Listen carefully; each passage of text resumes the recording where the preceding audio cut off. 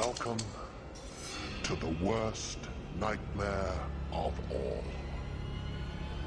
Reality. Explore the lesser-known stories of our unknown world. Join the pursuit of the paranormal with Ash and Greg. Hey Greg, how's it going? Oh, I'm all good, Ash. How are you? Not too bad. The only reason we're laughing is because we had this conversation off air about you starting this time instead of me, and it was yeah, I'm all good. It's been a crazy few weeks. Updating our website, we're doing all this kind of stuff at the moment, so it's been a bit crazy. Yeah. And tonight we're going to be talking about different hypotheses around aliens, and what they are, where they're from, what they might be, all that kind of jazz. So we've got a load of different categories that they might fall under. Yeah, lots of different theories and ideas. What can explain UFOs, aliens, and all that stuff. And I know we've talked about some of it on the round table that we've done with Frank and everybody over the last few months. So it always pops up, but it's good to sort of run through them all and have a bit of dedicated time to sort of have a chat about them and whether we think it's possible or not possible. Or some of the less popular talked about ones as well that we'll take a look at, see what's occurring, see what's happening. Cool. So should we go straight in? So go for the big one. Let's go for the big one. What we're going for first? ETH, which stands known for as the extraterrestrial hypothesis. So one of the main sort of ones. So I suppose that's the main thing that people think about when you think aliens. Yeah, is extraterrestrial, which is essentially not from Earth, from somewhere else in space. Yeah, the definition is given by Wikipedia. Yep. Says that the extraterrestrial hypothesis proposes that some UFOs are best explained as being physical spacecraft occupied by extraterrestrial life or non-human aliens, or non-occupied alien probes from other planets visiting Earth. Cool. So like nuts and bolts ships, essentially. Aliens inside. Or like a drone, I suppose, like an alien drone.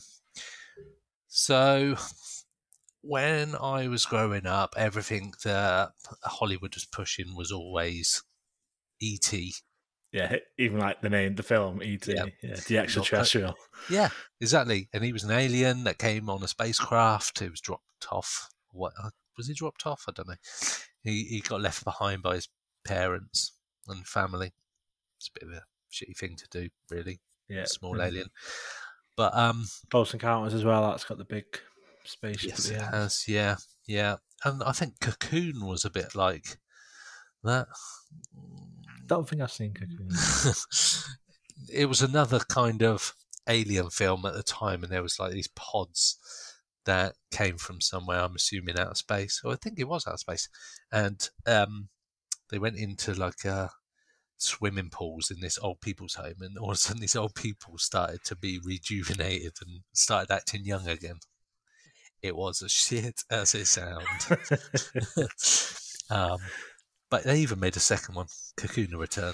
So, and I think there might have been a Spielberg film, something like that. One of those kind of big Hollywood, But so I think growing up, most people think about aliens as ETs, and that's like the stereotypical alien is it's come from Mars. There was a film, It Comes from Mars, back in the day. I suppose you got like from 1947, who obviously the flying saucer wave, Roswell. Yep. And then you got sort of the contactees and abductions coming through, like the 60s with Betty Barney Hill. Mm-hmm. And they talk about like space brothers and beings that they meet and stuff like that. So again, it's just they're physically seeing a non-human come into Earth. It's actually Jacques Vallée, who believed to be one of the first that used the term, in his 1966 book, Challenge to Science, the UFO Enigma. Okay. And obviously, quite a few obviously have used it, but he's one of the first, I think, to put it in print. Yeah. But that's the term, sort of ETH. Yeah. But it's obviously believing that is something off this world is obviously much, much older. Yeah. The actual Definitely. term is sort of he's one of the first to use it in Okay. that book. And I know you talk about going back a long time about the sort of the theory of it, that you've got bits in the Bible where they say the gods came down on chariots of fire, those kind of things. And you've got all the Egyptians, they talk about the gods.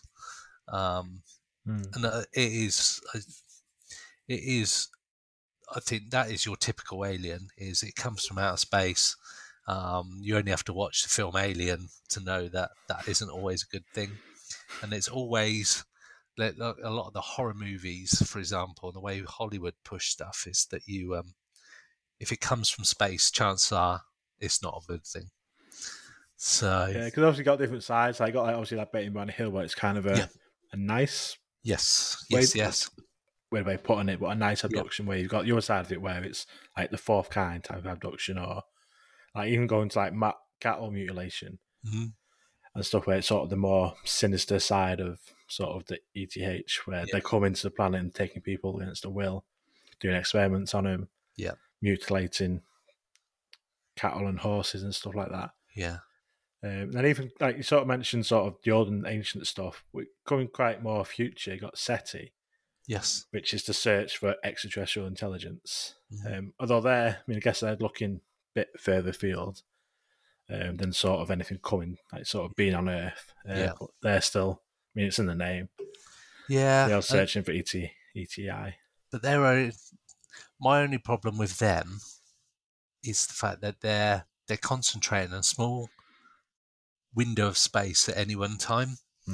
So you might have, it's essentially like you looking left, but something is appearing from the right, but you don't see it because you're not even looking that way. And I think that's the only downside to the SETI stuff. Although they have had the wow sound at one point. The wow signal. The wow signal, yeah. But I think romantically the ETH is everybody's thought.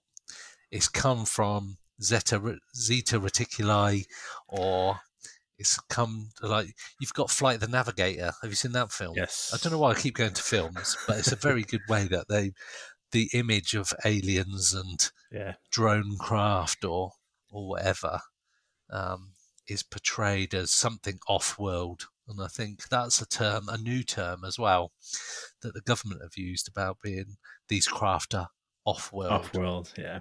And it's it's a neat way of getting around the whole ET thing that people talk about. And like society knows aliens as that. But if you say it's an off-world craft, you go, oh, okay. Rather than saying like non-human or non-earthly, it's just like off-world. Let's just it's quite rebrand it a little bit. It is, and it rebrands it better because it's a bit more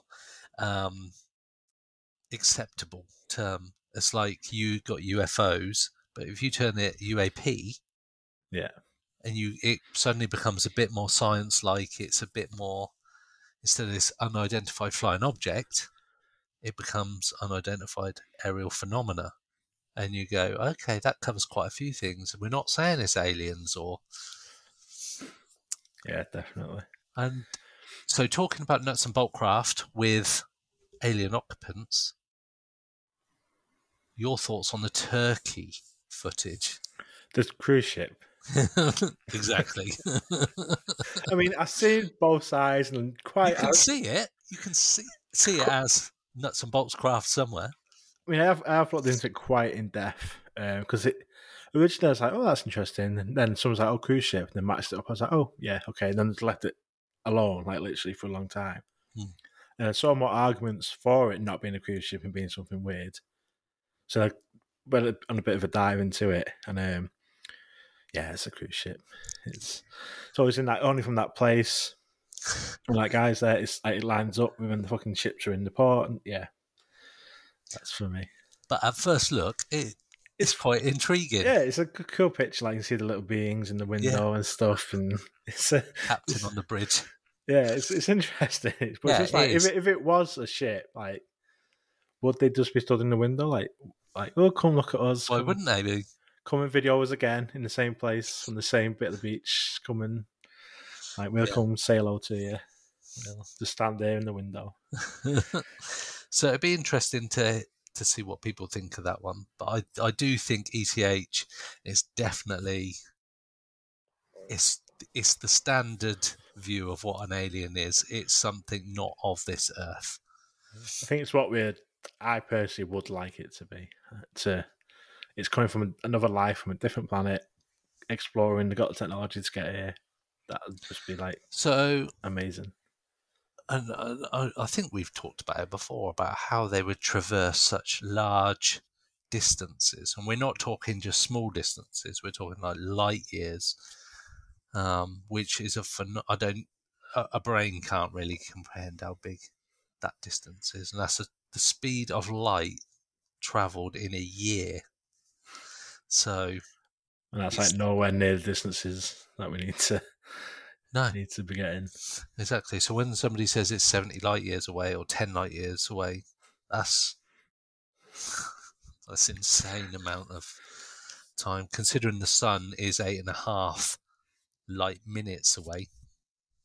So yeah, and that's pretty far away. I mean, you can't even. It's not comprehensible, is it?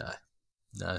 It's funny because you said that because I was sort of doing last month's reports for UFO sightings that come in.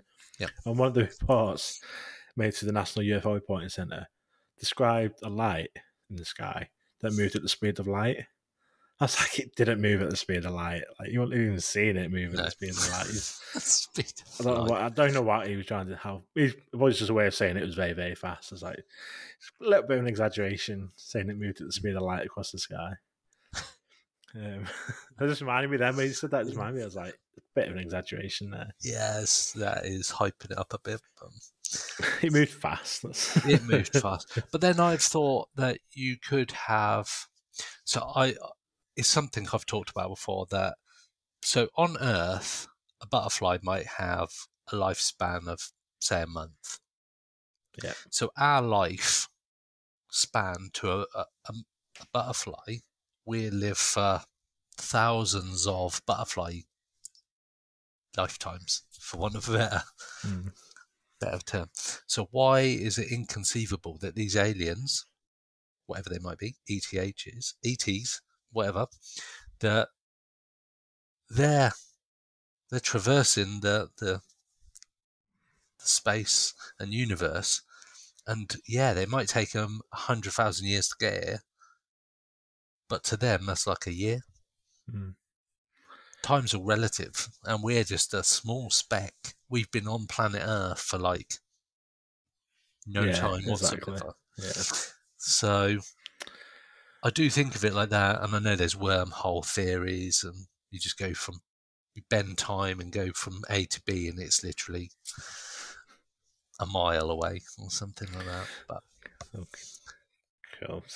It's definitely a crazy way of looking at stuff. There's all different theories about how these aliens could get to Earth if they're the other side of the universe. Cool. So that's okay. Easy. How about end of each theory?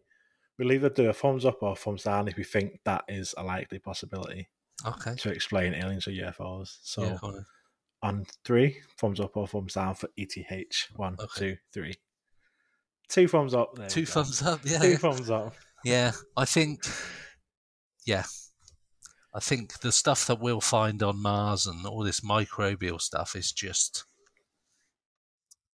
The universe is so old that and so vast. You only have to look at the Drake equation to find inhabitable planets, and that there's millions of these things out there. Yeah, for sure. We can't just be a weird freak of nature. It just seems weird. For sure. So, moving on.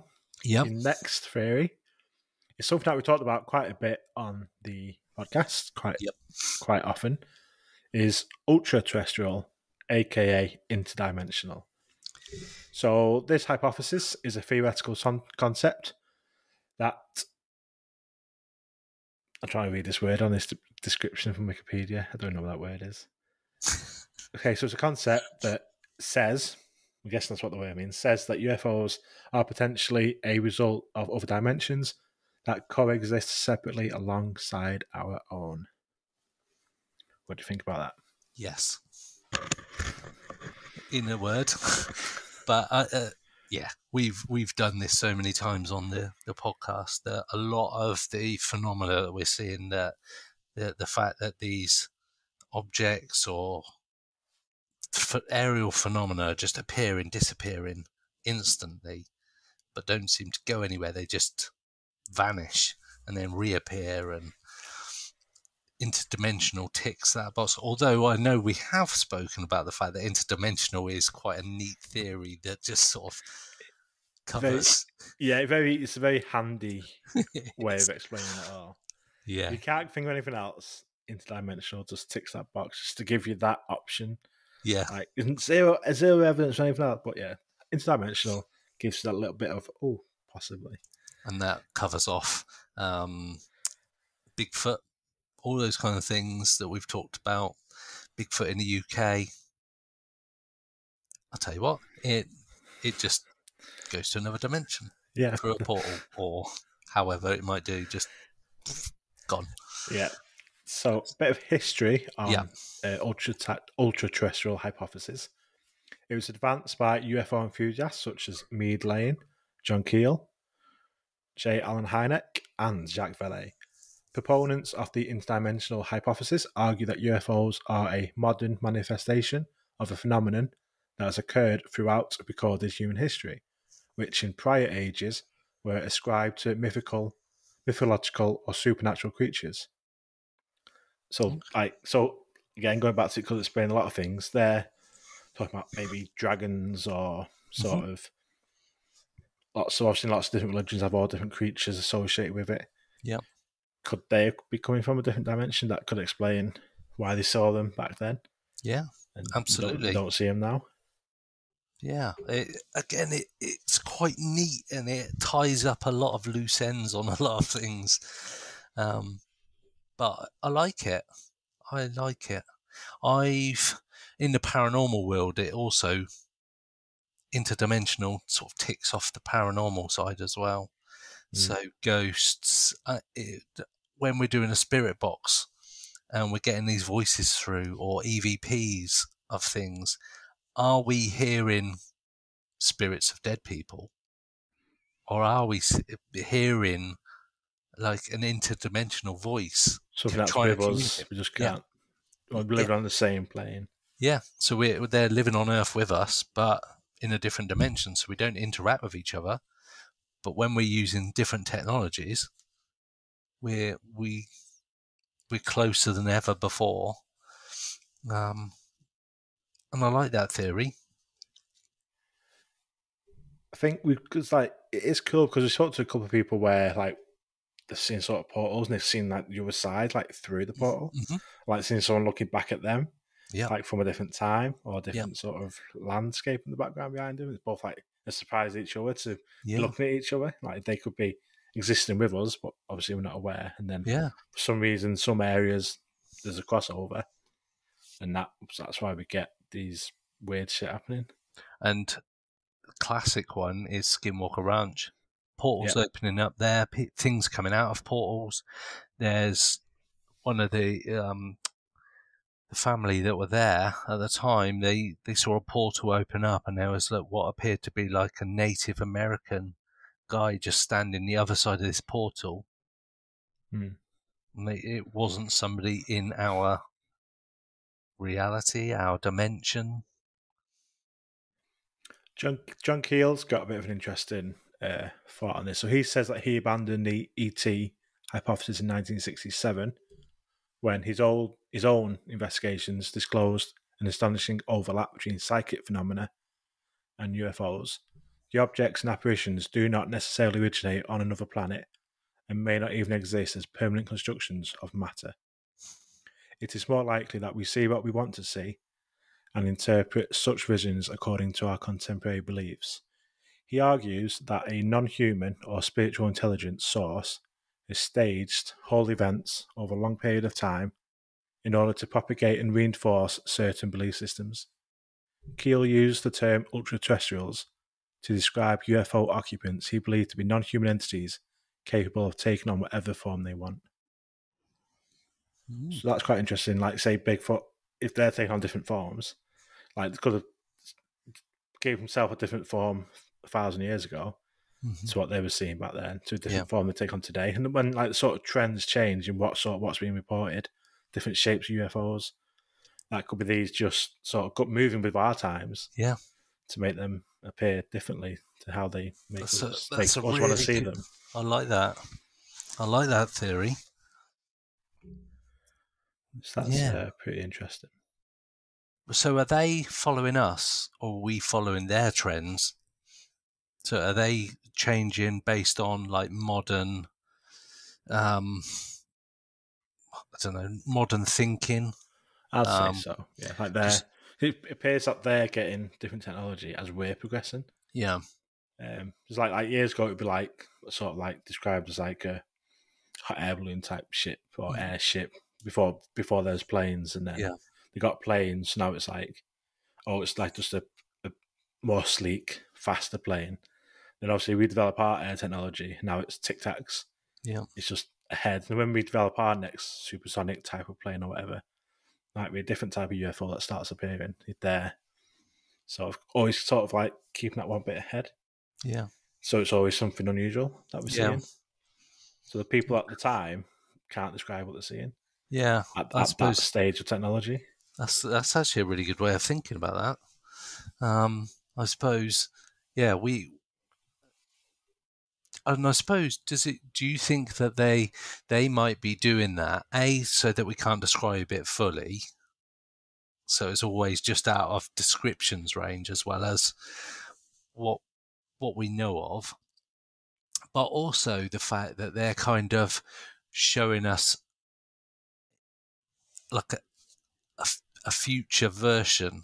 So they, like you said, they would do sleeker models as we were getting better technology, and then they go tic tac, and that's completely alien, for want of a better phrase, to anything we've got now. And maybe it's like, this is what you could.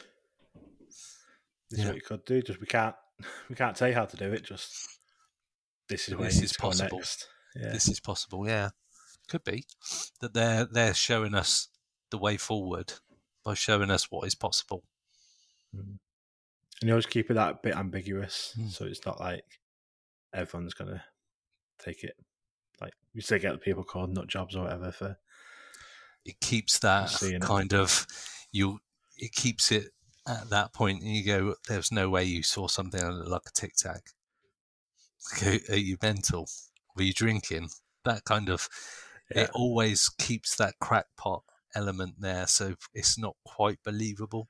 And I think if it wasn't seen by Commander Favour and all other people on the Nimitz and the Princeton that time in 2004, I think if you described it as a tic tac, people would be like, "What?" And if it was Matey Boy who lives on a farm in the middle of America and hasn't seen a human to speak to for a few years because he just lives and works by himself, and then he's seen this tic tac, then people go, "He'd been on the moonshine." But that's a really good way of looking at it, I think. I like.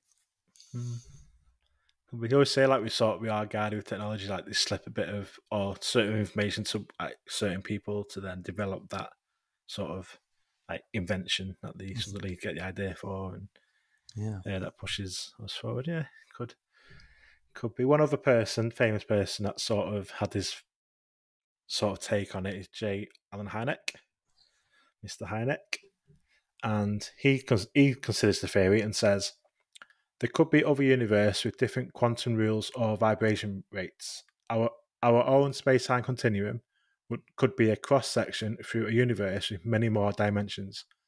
Think what a hard time you would have convincing an Aborigine that right now through this room, TV pictures are passing, yet they're here. You have to have a transducer to see them. Obviously, quite a long time ago. Well, in the same sense, there may be interlocking universes right here. We have this idea of space. We always think of another universe being someplace else. It may not. Maybe it's right here. He argues for a parallel universe coexisting. And I know parallel universe is something the scientists are quite like. It used to be a no back in the day, but now it's like they go, actually, that's quite theoretically it's possible. So yeah, parallel universe is another good. It's funny how these people from ages ago come up with these theories, and it's only sort of now that people are going, actually, it's not a crazy thing. So, thumbs up or down for the ultra-terrestrial, aka interdimensional hypothesis for UFOs. 1, 2, 3. Yeah, got 3 thumbs up. 3 thumbs up for that one. But yeah, no, it's a good theory, and it's one that we've spoken about before. So it is something that UFO and paranormal, it ticks the boxes. Yeah, definitely. Cool. Where are we going now? Next one. So I'm going to play a song for a few moments at the start of this one. I'm going to surprise you with this, but you bloody guess it before we even started recording. So I'm just going to play. So I got introduced by Slipknot. This is our next category.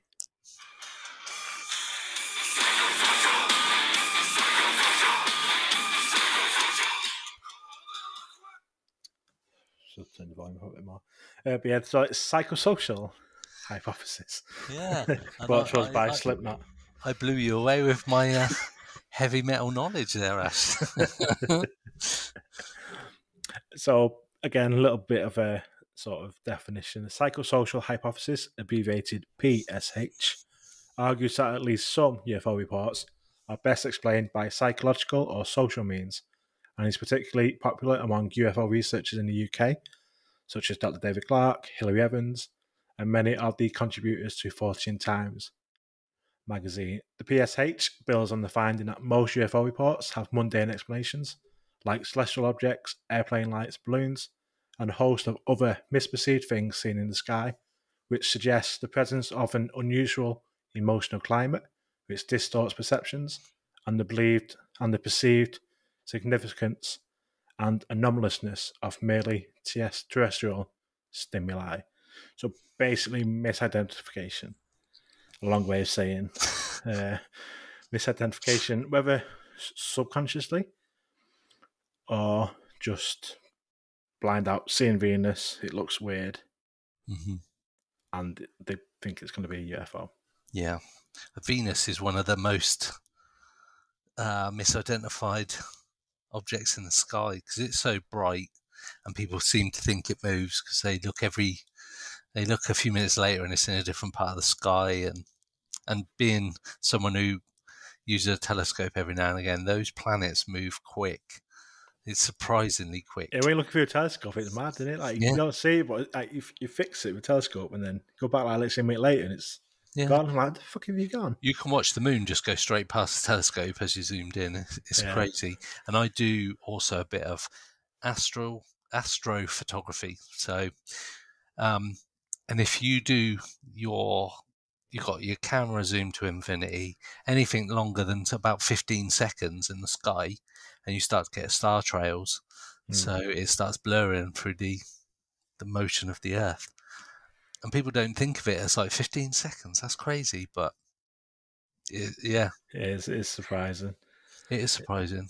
Like say Venus has got the nickname Queen of UFOs because it's for going back hundreds of years. It's like literally newspaper clippings. It's like bright light in the sky and stuff. And they've later been able to identify that it was Venus, and particularly when objects are low on the horizon, like they appear bigger. Yeah. Just because, like when they say like, there's like the moon looks massive tonight because it's low on the horizon. Like it's not. It's the exact same size as it would be Yeah. It's just because you've got things to compare it to.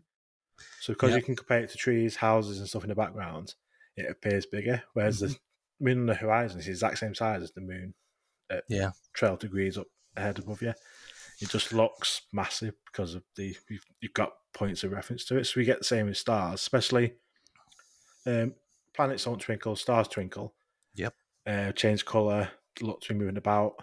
And again, that comes more prominent when they're close to the horizon as well, because the layers of atmosphere Yeah. that are between us and obviously, look at these lights are millions of miles away. These stars are billions of light years away.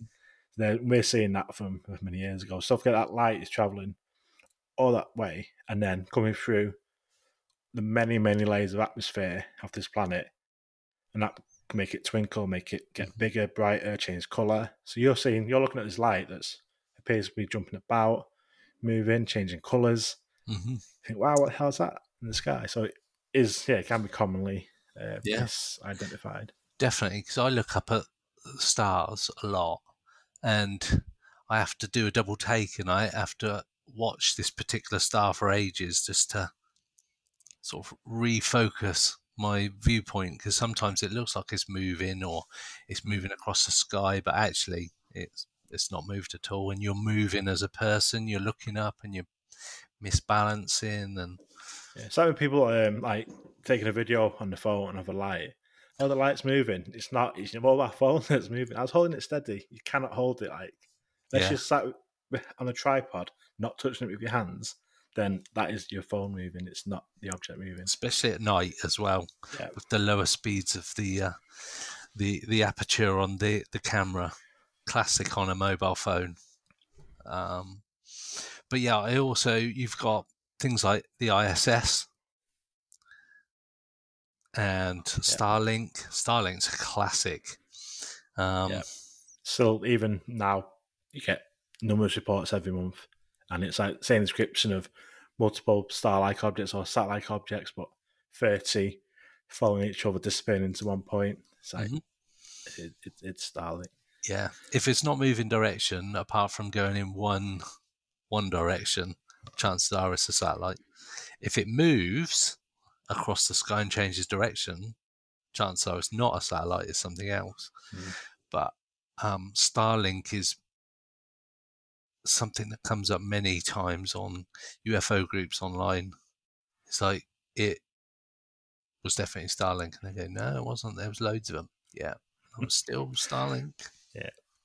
And they were in one long train across the sky. Yeah, that was Starlink, definitely. And you even call them trains. Yeah, it is a train. And they launch them at like 40, 50 at a time. So, yeah, so misidentification, definitely. And I also, like you say, also, if your brain you're in a heightened state of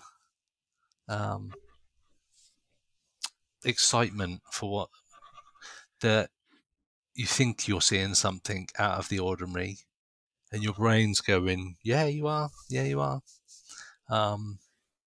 or it's your brain trying to make sense of something, and it's going, I'm not entirely sure what that is, so I think it's going to be some spaceship shooting across the sky. Yeah, and you sort of look at the social side of it. Like it mentions about sort of the emotional climate. When sort of things happen in the world, there tends to be like an increase in sightings, like during the Cold War, during the Second World War, like when the public sort of around the world are quite anxious, there tends to be a rise in UFO sightings. Right, okay. And I was asked about this for a newspaper article last year or year before. And so the quote that I put, so I quite like it. I only just sort of said it off the cuff, but you put it in print. I said, I like that quote. And it's, but at times of stress, we tend to look for answers in places where we might not have looked before. Oh, wash. So I like that. When I saw it in print, I was like, that's oh, something that I would see. did I say Clark that? saying Like, that. what? Did I say that? I don't remember. But yes, it's like in times of stress, either personal or on a more global level, you look for like answers, like saying answers somewhere else. You might be looking up to the sky. You might just think, "What is there something bigger than this? What's the purpose?" And then you might be more likely to see something that you perceive as being out of the ordinary. Whereas on a normal day, you want to give it a second thought. Yeah, true. That's a good good phrase, Ash. Anyway, it's a good quote. I went back to the article for this episode. So I need to dig out that little quote. Yeah, no, definitely agree with the sort of the mind not playing tricks, but making you think you are seeing something that maybe wasn't there or is more mundane than you think it is. I guess that one is the fact. It's 95%+ of sightings are explainable. As an investigator, I see that on a day-to-day basis. I can, when I'm doing reports with a website and a database, even though they're not reports, not all reports that are made to us, I'm looking through MUFON's database or the National UFO Reporting Center database, and just by reading the description, I can identify what they're seeing. Yeah, it's not UFO anymore. It's Starlink. It's whatever. Yeah. So don't we need to do thumbs up because it's fact. That is an explanation for some UFO sightings. Yeah, definitely. And interestingly, today, as I was looking through bits, there's on that UFO podcast and a few others online, there was a graphic put up, and it was trying how you can identify something in the sky. And it was like, is it blinking? Yes, it's a plane. Is it blinking? No. And then you go down to the next. Like a diagram thing. Yeah, like flow chart type things. Yeah. It's really good. But at no point did it give any option that it was a UFO. So everything got a mundane. It's good. It's good. Cool. Well, moving on. Yeah. The next category, crypto-terrestrials. So the crypto-terrestrial hypothesis was developed in Tony's blog and later published posthumously. It proposes that extraterrestrial beings are actually mysterious and secretive races of earthly origin. These races have existed upon Earth for at least as long as humanity and present themselves as extraterrestrials or occult beings. So basically living among us. And depending on who you speak to, they take human form as well. But I don't know. I like the thought that aliens are amongst us, whether they're living, I don't know. You got like Hollow Earth. Hollow Earth, yeah. Hollow Earth's a big one, and you've got these Arctic bases. Yeah, underwater bases. Yeah, underwater bases. And that fits quite nicely with like transmedium objects now, where they're seen going into the sea or underwater. And considering all the weird shit that's underwater, some of these weird squid and octopus and all these other weird stuff that only ever gets seen on like Discovery Channel and stuff, and you just it comes up online, you're like, oh my god, what the hell? How is that even from Earth? Like, how is it even something that I've seen before? I can't watch anything like that because underwater. Oh god, it freaks. I just imagine Jar Jar Binks is like little city. Yeah. Right, that's under the water. That kind of Star Wars. Yeah, that kind of quite possibly the worst Star Wars ever, A Phantom Menace, but it was Go back to movies again. yeah. But you see though that movies drive a lot of everybody's everyday thinking, and it's a great way of describing stuff. Like lots of references, lots of reference points. Exactly. When I go Flight of the Navigator, that's like a sports model, like this chrome, shiny, supersonic alien craft. So underwater as well. When you think of how vast it is underwater, how much there is, like how much there is water. Yeah. You can see there's certain parts when you look at the Earth from space where you can't see any land at all. It's just all water. And it's we're used to that sort of flat 2D map of the planet where that misses out like all the water. Yeah. Like that just gets rid of the water, just purposes in the map. But you actually look at like on Google Earth and like you can tilt it to one point where there's no land, it's just water. Yeah. Like, it's interesting because there was another quote to go alongside your quote that it was why is it called Earth when the majority of it is water? Why is it not called water? It's like, yeah, fair point. That's true.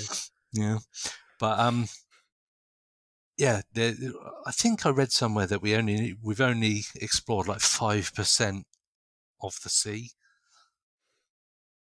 and it's just like, yeah, why couldn't there be stuff undersea? And then you've got not so much sort of main areas of land, but you've got places where Bigfoot's seen. You've got these mountain parks in America where anything could live there, and we wouldn't even know about it. It's so vast. That You mentioned like the Arctic base in Antarctica, where very, very few people go at any one time. Yep. It's mainly just scientists' outposts. That's all that's there. Yeah, and you think that the ice shelf is like however miles deep, and you go, what could be living underneath there? Probably a lot more than we would ever want to know about, especially if you've seen The Thing, another film reference, The Thing. Yeah. There's a great article on the UFO identifier. In fact, we'll put it on the podcast website. That is a shameless plug, Ash. We will put it on the podcast. We put it on our new website. It's by Dave Smathurst, who's been on a couple of roundtable episodes with us. He did a great article, lengthy article, full of information about the whole crypto-terrestrial and the possibilities. Cool. So we put that up. We put that up today, so you can go read. You got a spare half an hour, you can go read that article on our website. I'm sure Dave won't mind. Let us know if you don't, Dave. I know you'll be listening. Yeah. But we'll stick it up on our website as well. Yeah, definitely. Definitely. Okay, so crypto-terrestrials, thumbs up or thumbs down. 1, 2, 3. Oh, Ash! I did a thumbs down. You did a thumbs down after all we've just been talking about. The fact that there's undersea bases and Jar Jar Binks. That sealed it for you, didn't it? Yeah, I think, yeah. Unless it is Jar Jar Binks, then, yeah, I'm not interested. I just think we don't know enough about our own planet. Fair. We can't agree on everything, Cass. You can't give thumbs up to all of them, can No. I can. Right, okay. The next one. So, sort of staying on Earth a little bit. Future human. So, the fact that UFOs, are they a time machine? Is this us coming back from the far future for whatever reason? And Tim Peake, British famous astronaut, first ESA, European Space Agency astronaut to be on the space station, spent over half a year on the space station, decorated pilot, was on mainstream breakfast TV talking about UFOs could be future humans. What's your take on it? Yeah, I like the thought of future humans coming back to save the human race from making stupid mistakes, especially now would be a good time for them to start intervening in that. I know we were going to talk about past humans at the same time. I don't know if we want to cover that at the same time. Yeah, can do. I think the past human thing, I can't see how. Unless there was an advanced civilization way back in the past that mastered time travel, because in my head I can't get round the fact that how can you go back to a point in time before the time machine was developed? So if it was built today, you can go forward in time because it exists, but you can't go back before today because it didn't exist. So that is that not a stronger argument for past humans rather than future humans? You're saying if it's built today and it can't go past when it's built, then how would future humans that develop that technology? Well, future humans can, because they can come back to today's date. If it's invented, the technology exists as of now.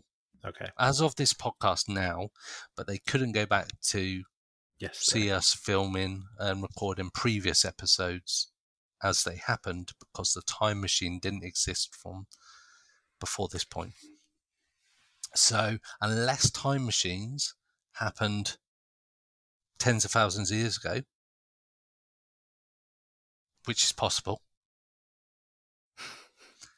but it would mean it had to, in my head, and I got a B in science at GCSE in 1993 from Bicester Community College. I can't see how somebody can go back in time to before that technology was made. You've not Which seen is Doctor what, Who? don't There you don't go, even that's go there. off planet anyway. That's off. That's him. He's Yeah. time and relative dimension in space, Ash. I know what TARDIS stands for, and that is off-world. He's all sorts of alien shit. I give you that one. Yeah, go on. Because So what's like we talk about when we talk about past humans, I guess we're talking about not really ancient alien stuff, but like advanced civilization, which there's lots of obviously talk Yeah. about. I mean, we're going back pretty far here. Yeah. I mean, they could have different technology was developed. Yeah. This could be lost technology. There could be some I agree. outlandish people that are still zipping about in this technology that we see.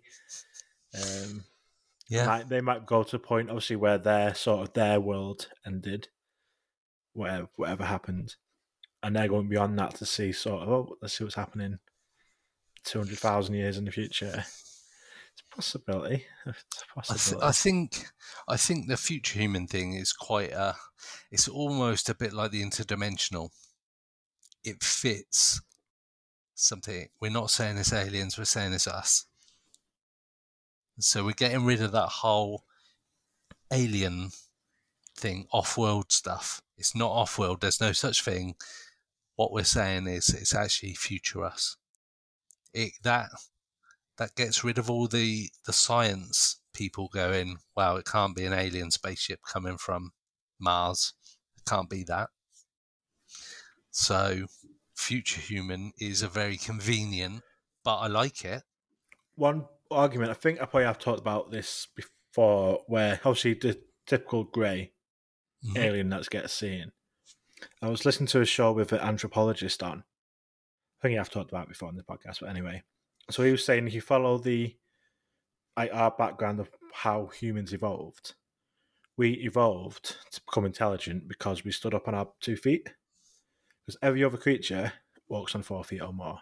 Mm-hmm. We're the only creature that stood up on 2 and then carried on standing on 2. And because we were stood up, the back of our necks were straighter, and that opened up like pockets in the head that allowed the brain to grow bigger, and that thus becoming more intelligent. We stood up for longer, the brain became bigger, we got to the intelligence that we are today. The reason why creatures don't walk on the 2 feet is because you get back problems.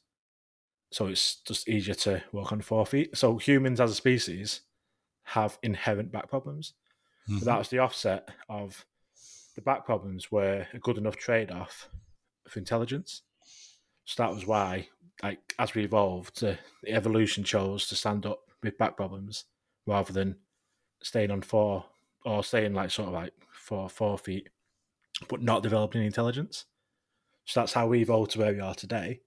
And if you follow that evolutionary line further, if our heads keep getting bigger brains, and we become sort of smaller, you get that typical grey, big head, like slanted head, big sort of brain, big eyes. It would follow down the trait, obviously thousands and thousands of years in the future. So if that is coming back, grey aliens would fit how people believe we would look in the future. If we carry on evolving to get the bigger brain and more intelligence to give us that technology. So it would explain grey aliens as being future humans. I think I got that pretty. It sounded right. Good, Ash. I nearly called you some kind of Charles Darwin, David Attenborough type person there, going through evolution of man. And interestingly, humans are evolving as we're alive. In our lifetime, kids are being born without wisdom teeth. Mm. So their heads are actually changing shape as we move on through generations. Mm. So I think I just remember the reason why the body gets smaller is because obviously we developed to be more sedentary lifestyle. We're not out in the woods chasing our food, and so we don't need the muscles. We don't need to be as big because we don't need to be the alpha predator because we've got the intelligence to be that. Mm-hmm. We don't need the physical side of it. So that's why we become smaller, but with a bigger brain. So we become that. So yeah, have a think about that one. So, future past humans, thumbs up or thumbs down? 3, 2, 1. After all that spiel, 2 thumbs down. 2 thumbs down. Yeah. It's a nice theory. It is a nice theory. It's quite a it's a nice thought on the evolution of humans. Might be. Will we get that far before we reset by killing everybody on Earth? Yeah, that's the thing, isn't it? That's cool. Nice one. Where are we going next? Okay, something a bit more down to earth. Military / black ops / secret development programs. So basically, black tech, developmental planes, military testing. That's what we're seeing. I like the thought of it, but if you believe the movement of some of these objects, I don't think we're that far advanced that we have got the capability as a human being to experience those kind of acceleration, change of direction. Sometimes they're changing, instantly stopping, changing direction. You'd just be this goo across the wall of the inside of a spaceship. I don't know. I think back to the 90s and including my own sighting, black triangle type craft, very popular in the 90s. And then the stealth fighter gets unveiled. Very similar, like, sort of shape, black, slow very moving secretive. Though. That's the thing. Well, what do you think? The stealth bomber doesn't go. It's not like super quick. You've got the SR-71. That was super quick. The Blackbird. Yeah, that was super quick. But the stealth bomber, like the sort of like Batwing kind of black triangle type thing, it's not that quick. Maybe. I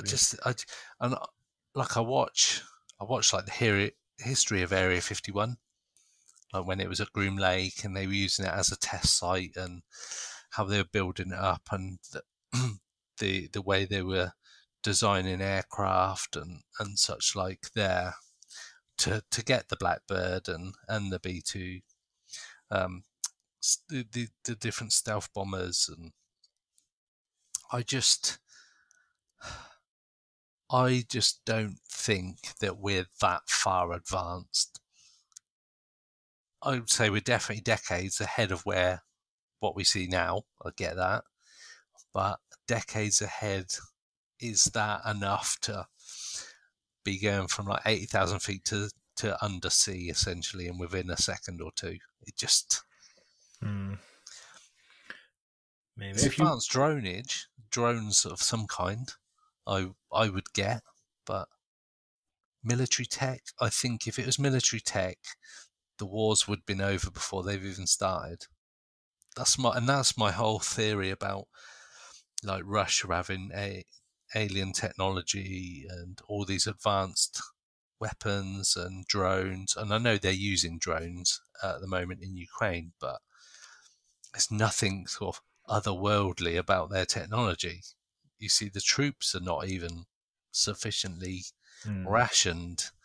And I just think if they've got this technology where they can zip across the world in seconds, they would be using it.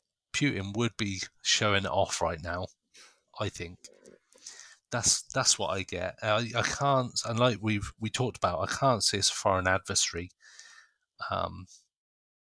because it's too out there for technology. Well, there's some arm of like Bigelow Aerospace which is doing. Even maybe the government doesn't know the full extent of it. Yeah, maybe it's private developments. testing it over. That's why they do it sort of Yeah. near populated areas. That's where some of this gets seen. You think, why the military test stuff over cities? Good point. I Whereas hadn't thought about it like people that. that could be injured if anything goes wrong, and two, be seen by a lot of people. Yeah. If it's a private company, Game on for everything then, I suppose. possibly. Like, it's got Calvine. Yeah. If that is a craft, Yeah. that's out in Scotland, a bit in the middle of nowhere. That could be. Was that something being tested? No, we talked about that on the new roundtable. But talking about A51, if you read the book, I think it's just called A51, and it's from a guy that worked there for like years and years, and it's literally about this thick. It's Brilliant. absolutely well thick, and it's all about obviously the whole Nevada testing site, all the nuclear testing, and going on to the plane developments and stuff as the years went on and stuff. It's absolutely fascinating to. It's like what actually happened at A51. Like obviously no mention of like aliens or bodies being kept there or anything, but the developments and the secrecy around it and why it was that secret. It's just there's loads like the History Channel do some great ones on there, and it's fascinating just to watch the Russian satellites would come out and they'd have to wheel the planes in, these test planes in, so that the Russian satellites couldn't see them, and they knew they had it would take 90 minutes to get around the Earth or whatever. But then they would work trying to figure out why the Russians would start making planes in the same shape as what the US were doing. And it turns out, because Nevada is such a hot place during the day, these planes were out and they were creating a shadow on the ground. And the shadow was cooler than the rest of the tarmac. So when they moved the plane, there was still this cooler area. So the infrared and like heat satellites would produce an image of the outline of, hence they knew what was going on. So they used to baffle the Russians by painting weird shapes on the tarmac, or putting extra cardboard stuff out. So it created this weird image to try and fool them. But yeah, it's fascinating. I watch all that kind of stuff. It's great to watch. And like you say, not a sniff of an alien spacecraft. Sadly. Yeah. It would be better if that was. Okay, so military, Black Ops, developmental planes. Thumbs up or down? 3, 2, 1. Oh, he goes sideways on the fence. I hadn't thought about the private sector stuff specifically. But as we know, Bigelow and Bass, and they've been financed by the US government for ORSAP and ATIP and all that malarkey. So although it's private tech, it's government funded private tech. But yeah, I like that. I do like the thought, hence why I'm in the middle there. 1.5 thumbs for 1.5 developmental planes. Yeah. Okay, next one is hologram.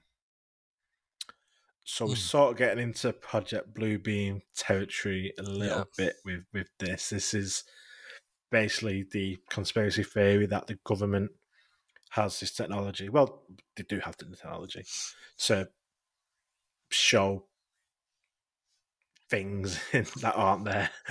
Go away. The words escape me how to describe it then. Yeah. They're basically able to make it look like as if there's something present when it isn't. It's an image. It's so I mean, they use this in war, don't they? They use hologram sort of technology during war. And the Project Bluebeam is the theory that they're going to be a fake alien invasion that's actually going to be holograms by the government as a way to think being invaded by aliens, to be able to launch a war, control us, whatever. So the things being seen are government, and it's a hologram. What's your take? Well, they can get a 2-pack on the stage at Coachella now in the hologram. And they have ABBA on stage or something as well. I think they've had ABBA doing it. Yeah, I think 2-pack's been. Did I just say 2-pack? I think so. Yeah, I was going to say 2-pack again. Strange. It's been a long day. Yeah, I think they have had ABBA. And if you believe conspiracy theorists, and I know we don't really go down this route, but certain buildings in America were hit by holographic planes Right. whilst there was explosions rigged inside. Right. Okay. That's a very prominent theory with the world of conspiracy theorists. Okay. That if you look at some of the videos, the plane disappears or the explosions happen just before the plane gets there, and that these planes aren't quite there at all times. It's a push. I think that's stretching. It is stretching it, but if the technology, like you could beam something up into the sky and it hit a cloud or a background of some kind, they can. Some holograms look very, very good, and they don't even need to invent the technology of the object up there. They just need to invent the technology of being able to beam it up there. And lasers and lights. There's some amazing stuff that can be done nowadays. I suppose they'd probably beam it down, wouldn't they? They would use Maybe satellites. Yeah. I think We don't even know what's up there. Yeah. Private tech as well as government tech, and probably military tech. We haven't got a clue. So, I sort of by hologram sort of want to clarify. Like, you might picture like Red Dwarf. That's a good hologram. H. That's probably better because you might think of like Princess Leia in Star Wars. Yeah. Like Empire Strikes Back, is it? Yeah. But so you think that's clearly a hologram with the blue lights and everything. Whereas you think of hologram in Red Dwarf, where it's like the physical person stood there. That's the more. It's as real as me and you. It's look at a plane in the sky, like clear as day. Next minute it just disappears because it's a hologram. Like you wouldn't be able to tell the difference. It's not like isn't like I say, not a beam of light coming from the ground and it's in the sky. It'd be physical crafts that you can see, but they're not actually there. So that's sort of technology, and it's got quite a lot of legs. I mean, I've seen quite a bit written about Project Bluebeam. It's quite interesting. It's just for a different take on stuff. And again, it's just another hypothesis. It's no worse of a hypothesis as any of the others we've just been talking about. In fact, it's probably more realistic. Possibly. There's Ash going, possibly. That means I'm not sure about that, Greg.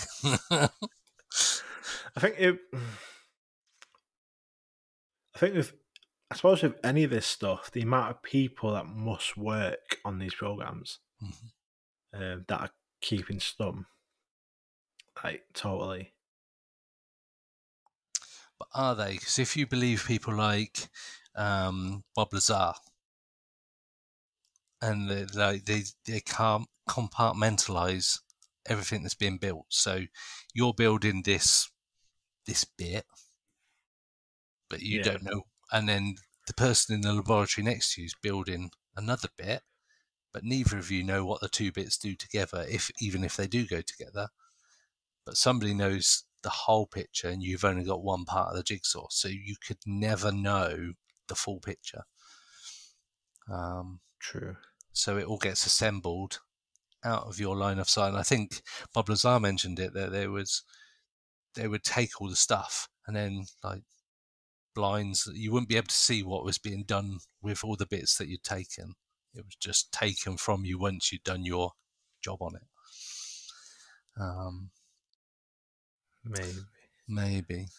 Well, there must be some like top scientists that are sort of bringing the whole thing together, the theory, obviously getting the experiments. But you think if there's like a pyramid, you've got one person or a group of people at the top, MJ12 or whatever it might be, then down a bit further, you've got a few more people and it slowly expands, but each person plays their part, but they don't know what above is doing with the bit. You only know what the person below you's done because it fits into your bit, maybe. I don't know. Maybe that's maybe. I don't know. Okay, so hologram theory, are the government doing or are going to use hologram technology to trick us into seeing alien craft in the sky? Thumbs up or down? 3, 2, 1. 2 thumbs down. 2 thumbs down.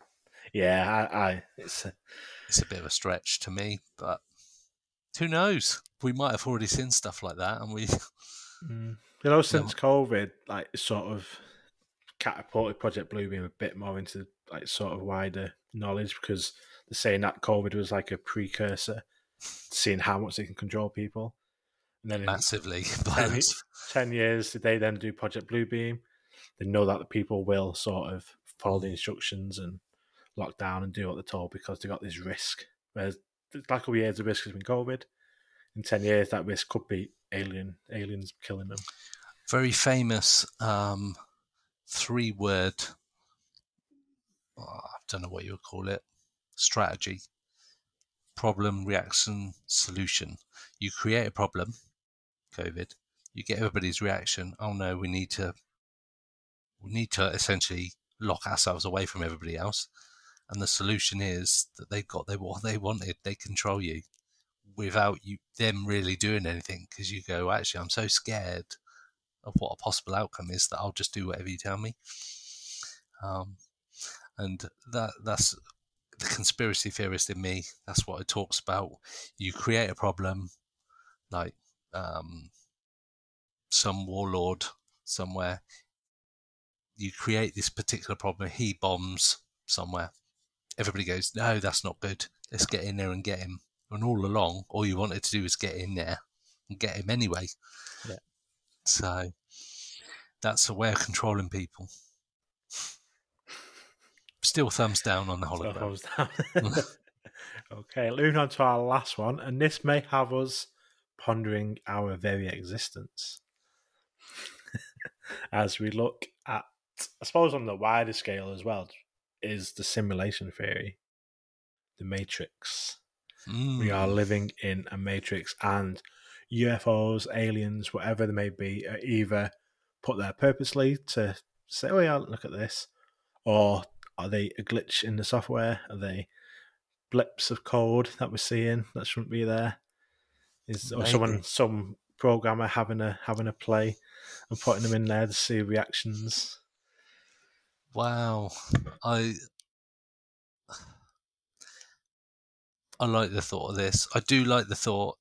It's very science fiction-y. I know Elon Musk talks about, he believes that we're living in a simulation. And if he believes it, then I don't know. He's got a better brain than I have, so maybe he's onto something.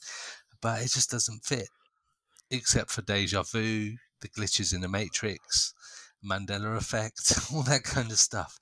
All ticks the box of us living in a simulation. And are we in a computer simulation, like Sims or something like that? And somebody's just got us to walk into a room, and we walk in and go, what was I doing in there again? And they're out of walking. Did you think of basically all religions possibly? They all have like the one or number of creators. Yes. So if we've got a creator, is that the programmer, the guy that flicks a switch on, that turns the world on, that turns the universe on? Yeah. It's very Black Mirror. I think I read somewhere a while ago that something like scientists believe that like it's more likely than not that we are, because so many things we can't explain that just work too well. I think like the Fibonacci sequence and the way that everything repeats itself in nature and all stuff like that, it's like it's too perfect. Like for maths in nature is yeah. Yeah, and like, why is the moon at the distance it is, and it fits perfectly when we're having solar eclipses, lunar eclipse. The sun's 40 times the size of the moon and 40 times the distance, so it's something like the that. Same size in the sky. Yeah, it's just like that exact sort of. How is it all that perfect? Yeah. But then I think, is it am I thinking too deeply like the Matrix, where you could actually go offline and you take that red or blue pill, whichever one it is, and you see the truth. And there are these glitches all the time in the Matrix, which is what some people see as portals, maybe, I don't know, and people coming through. It's full Men in Black style with the film Men in Black, where there is this different world out there that we don't see. But you look at the Matrix, and I think is it called The Producer or something like that in like the second one, and he meets and sees different versions of himself over all these different incarnations of the simulation. It's Even like look at Avatar.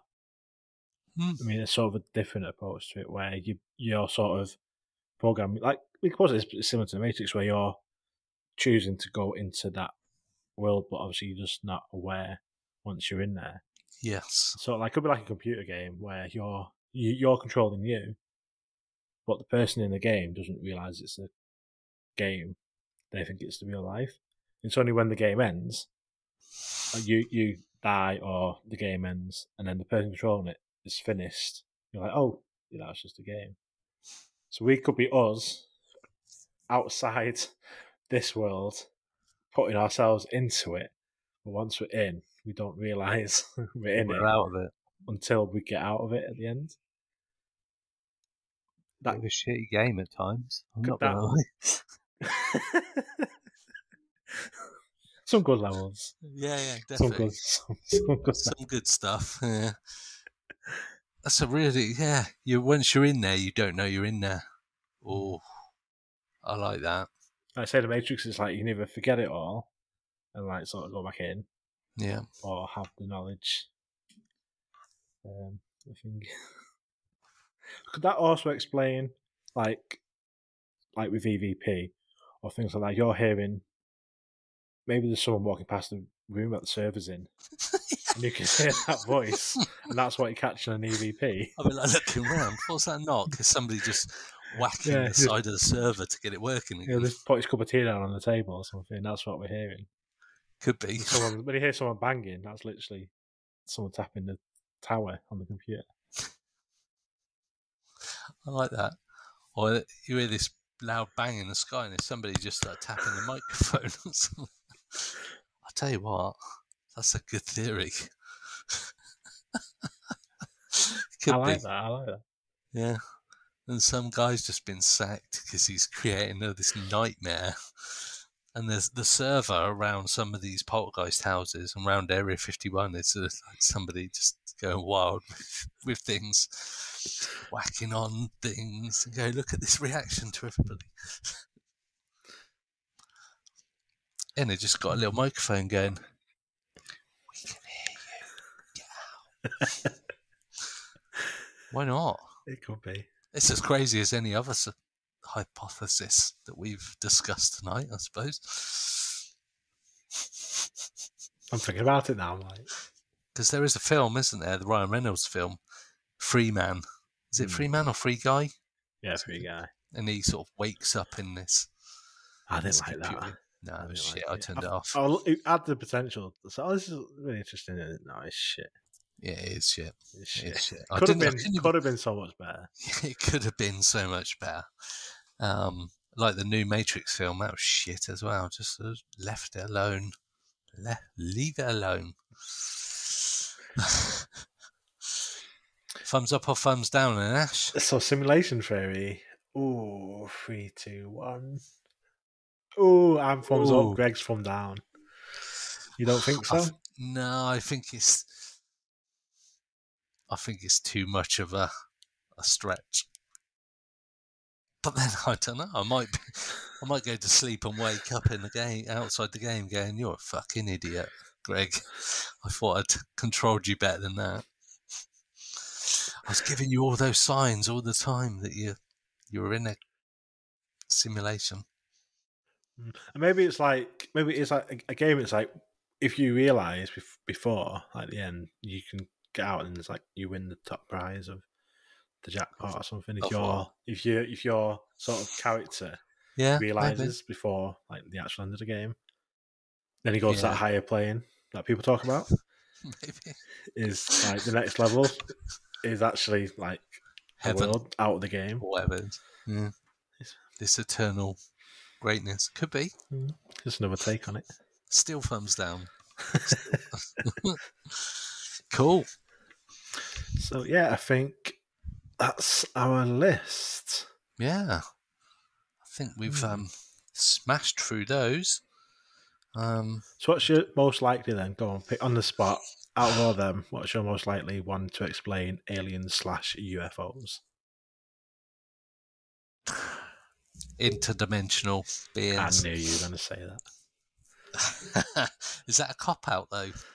Is that Yeah, a cop like out? you said it yourself. It's the easy. It's the easy one. It's the easy one. I think all the other ones. I'm just looking at the list now. I just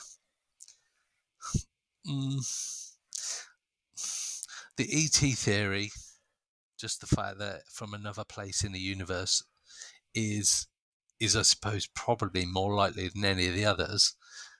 Because if you look at all the planets that are out there circling all the stars that are out there, and if we're the only ones with any kind of intelligent life on it, what a shit simulation theory we're living in. But yeah, it's like some crappy game. Go, actually, you're on your own forever. I like the red dwarf theory and all that kind of stuff where they do come across different things all the time and backwards worlds and some creature that imitates all of them. Yeah, that's a good I episode. love that draw. Yeah, you must think like if there was this other life form that can maybe they're aware of us. I must think like the amount of intelligence on this planet. Like if we all work together, we could be out there right now in the fucking stars. But because we just fight all the time as a species, we're too busy. I mean, we could literally, if we all work together from hundreds of years ago, where we could actually be right now. And you know why? Because we've got religion. That divides more people and creates more wars than any other issue. Fact. Yeah. Whereas a lot of the religions are actually quite aligned with each other. They've all got a similar type. Like you say, you've got this creator or creators at the top. But generally, a lot of them have got similar stories of things happening, but slightly different. And if you got rid of religion, which an alien invasion or an alien awakening happens, that would destroy all religions and probably would make us better at working together. So we'd have a common goal, and we know that a lot of things that we thought didn't exist do exist. That's like the plot to Independence Day 2, kind of. I haven't seen that. It's like, obviously, Independence Day 1 is obviously like planning, they figure out how to kill it, and they share the information, and they bring the ships down. And like 2 is like 50 years later or something, and they've got the technology, they use technology, so they've got their own sort of spaceships, and technology just advanced so much because they obviously use that technology to advance the human race. And this is where we could be if we stopped fighting. I know. Then I watched District 9. Have you seen that? Yes. Oh my God, that's brilliant. Really good. And then I just think, then I could see it like that we create this encampment for them where they become slaves. Because they're not the same as us. They're not the same as us. We look down at they're called prawns, aren't they? And we just stick them in this like camps of tents and like shacks. That is what would happen. And control them. And it's such a great film. It's such a great film. A different take on it. But yeah, come back to films all the time, don't we? It's a good way of explaining the different theories as well. Yeah. Cool. Awesome. Nice one, Ash. Yeah, so if anyone sort of got your thoughts on the different hypotheses, any more that we've not talked about? We didn't. What did you think? What is your hypothesis? Oh, mine. Oh, I try to escape that one. No. And you can't say the same one's me because that's a cop out. Ignoring psychosocial, because that's just a fact. That's the thing, yeah. I would say ETH. I think it's the romantic one. it's the one that I'd most like to be true, and the possibility is always there. Yeah. Can't ever say that is never possible. Yeah. Because we don't know what technology is out there. Love it. Love it, yeah. So give us your thoughts on our social media. Any ones we not thought of? Maybe something missed, probably. Let us know. We'll talk about that. Let us know what you think your most likely hypothesis or theory is. Yeah. And check out Dave's article on our website. Speak to you soon, Ash. See you next time. Pursuit of the Paranormal with Ash and Greg.